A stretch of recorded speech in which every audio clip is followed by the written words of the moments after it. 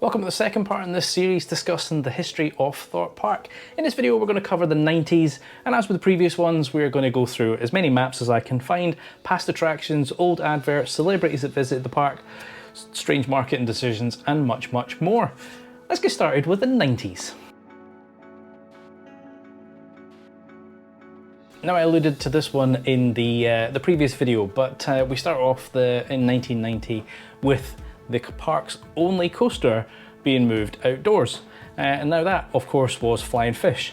Used to be known as Space Station Zero, indoors with over-shoulder restraints, which doesn't make a lot of sense for this ride. It was moved outside and then just given standard lap bars. We also saw a carousel added to the park in 1990 in a large playground known as Trapper's Trail that had slides, climbing frames, forts, etc. was added. The Thorpe Park Rangers were given a show as well, which ran multiple times throughout the day. Everybody has hopes. Everybody has kids. There was also a new car ride, a vintage car ride known as Driving the Country, and we also have another advert from 1990. Hurtle through the air with the Thorpe Park Rangers on the fantastic Flying Fish roller coaster ride. Yeah! It's the fortnight fun in one! There was only one addition in 1991, and that was Depth Charge. Now, that's an attraction that many of you know still in the park to this day. It's a couple of slides with kind of dinghy boats that you go down. And I found a picture of Cobra from the original Gladiators on this. I can't be 100% sure, but I'm assuming that was like an opening day photo. There's also photos and video, I said this in the last video, famously of Princess Diana. She was on a number of rides, of which Depth Charge was one. What many of you may not know is that when she attended the park, she wanted to queue just like everybody else. She did not want to be treated special, she did not want to get special privilege. Now obviously she had a whole entourage with her, but she stood in that queue like everybody else. Because she wanted to know what that experience was like and show that to her boys, which I think is fantastic. And in 1991 I actually saw some celebrities on Thorpe Park, specifically down by the farm, and that was Sooty and Sweep. Well, since Sooty's so keen on farms and farmyards, I've decided to bring him to a real working farm. So here we are down on the farm at Thorpe Park. Now the 1991 advert features Logger's Leap. Logger's Leap at Thorpe Park is the highest log flume ride in the UK. You're gonna scream.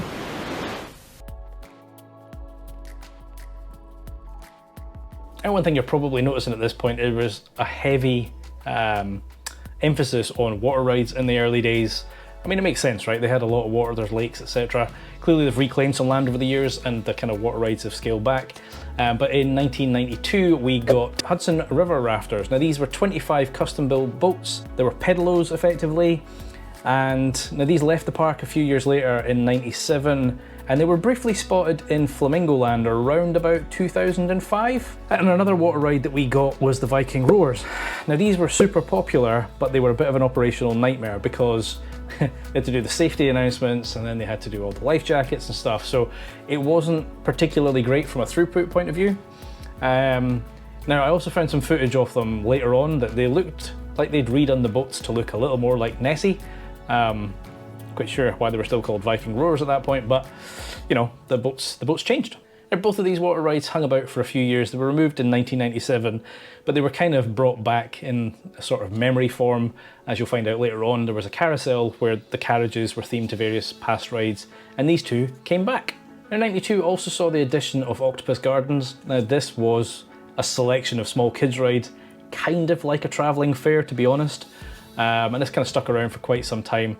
The rides changed, some came, some left. But there was a decent selection in there for the youngsters.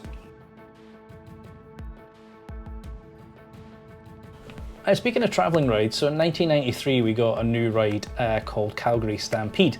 Now this was basically just a TriStar model.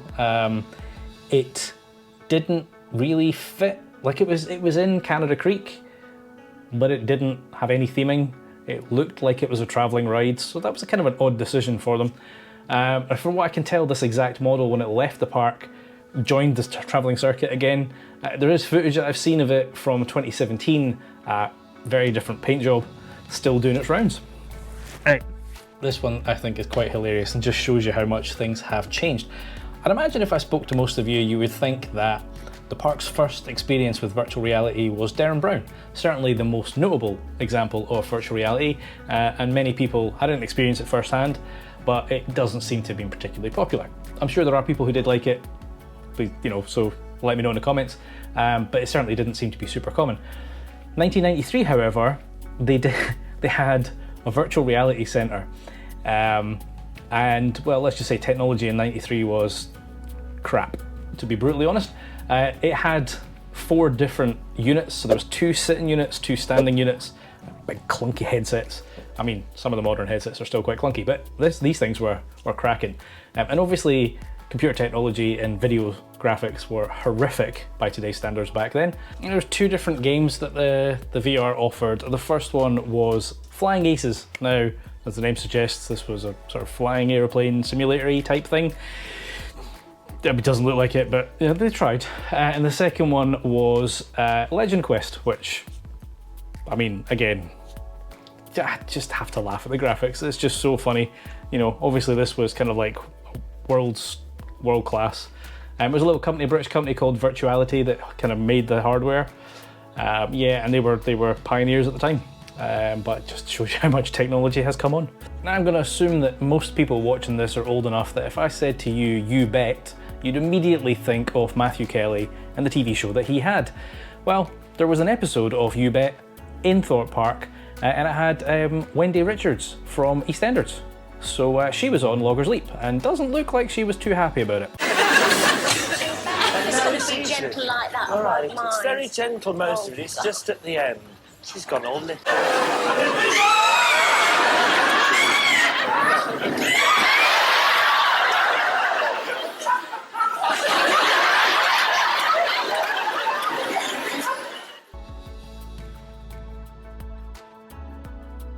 So 94, I kind of alluded to this one a little bit earlier, we got Rangers Carousel. Now this had a number of carriages that were kind of homage back to some previous attractions, and some that were still in the park, and still are in the park to this day.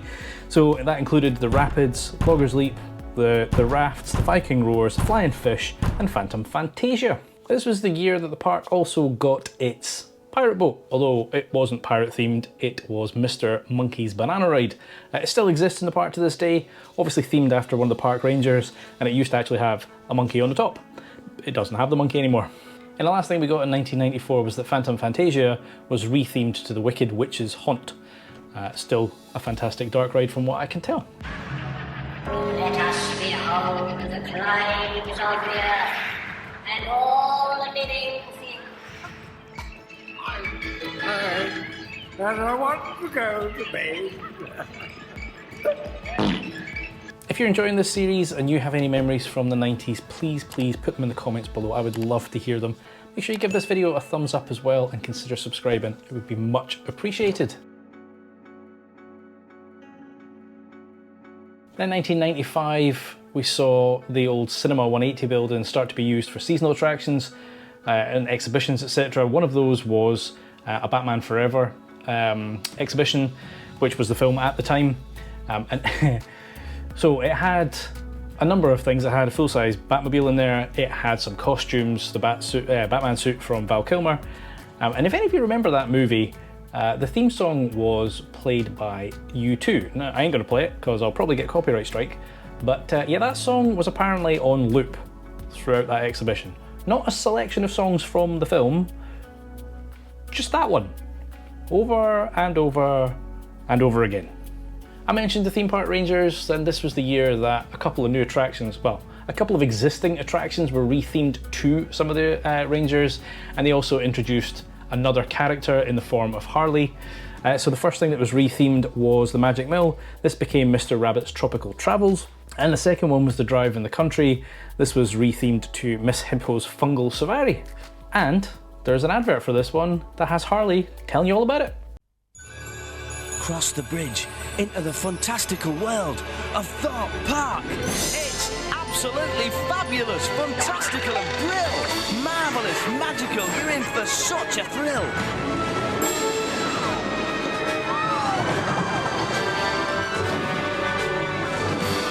Tiger's Leap, Death Charge, Carousel, Train, High Dive Show Splastacular. He's got to be insane.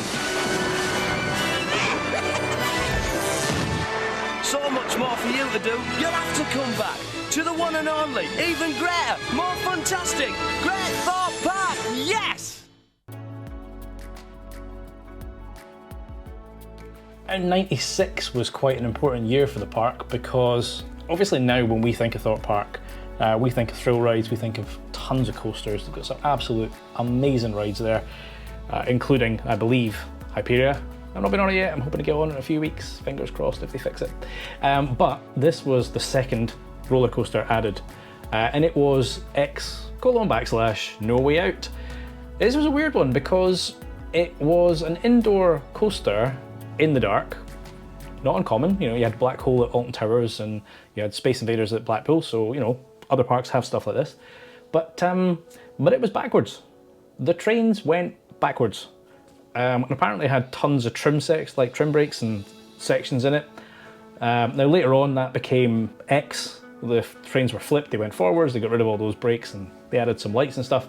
And of course now it still exists in the park to this day as The Walking Dead The Ride. Now the queue line for this used to be quite extensive, and from what I've seen some footage, there was quite a lot of stuff to do in there. Proceed to decontamination zone. Having come through that, you will then enter the decontamination area.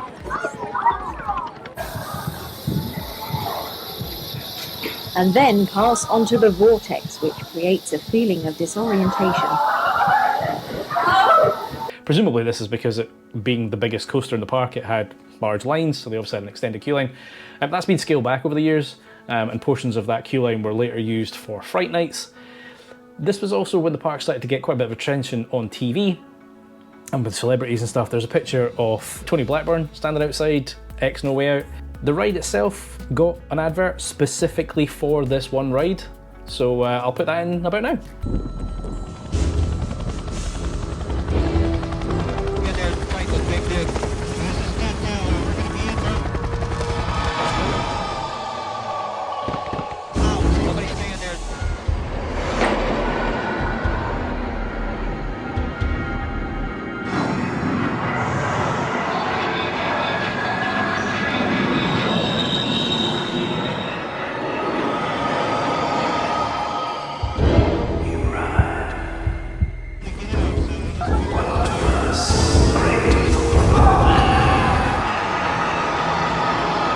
Jane Middlemiss, who used to host the Ozone, interviewed Ant and Dec in the park, so there's footage of them going around various attractions. Oh, it's really exciting that you don't refer to it. Thing is, right? No way out or anything. Exactly, we're going to go in there, which is no way out. You're not getting excited.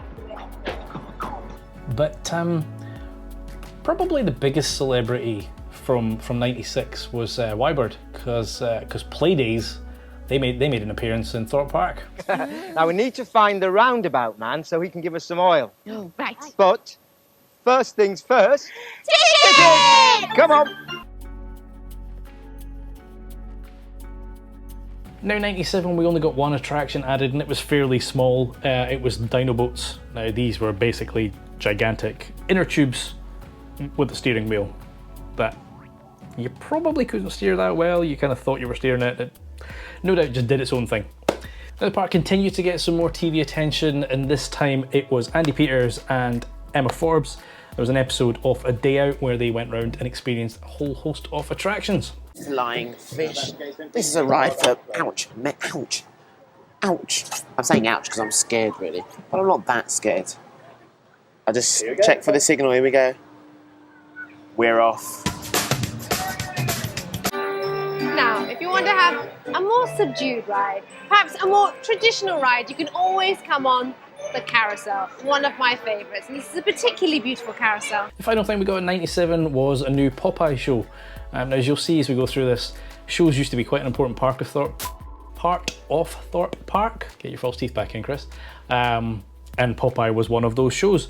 Obviously, as you'd expect for Popeye, there was nautical theme going on there. There was divers and all sorts of crazy stuff going on.